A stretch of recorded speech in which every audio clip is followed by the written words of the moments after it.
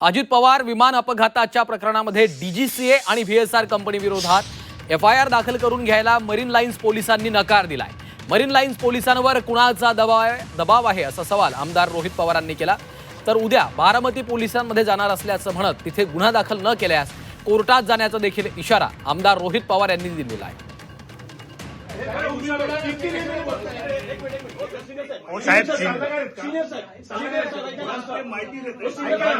एक मोठा अधिकारी म्हणजे ॲडिशनल म्हणजे डीसीपी इथं आले आणि त्यांनी तिथं येऊन सांगितलं नाही एफआयआर होणार नाही।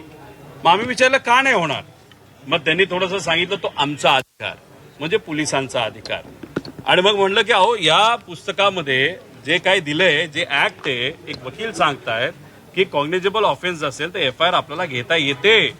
त्यांनी तिथं सांगितलं तुम्हाला करायचं करा, आम्ही एफआयआर करून घेऊ शकत नाही आणि हे तुम्हाला ज्याला सांगायचं तुम्ही त्याला सांगा, तुम्हाला जिथं जायचं तिथं जा, जी कारवाई करायची तुम्ही करा, पण आम्ही ही एफआयआर नोंद करू शकत नाही।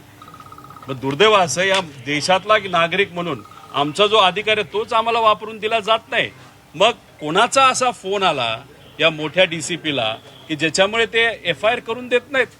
आता याच्यामध्ये हा आमचा अधिकार आहे, त्याच्याच बरोबर एफआयआर करायला घेतली होती, मग ती कॅन्सल केली।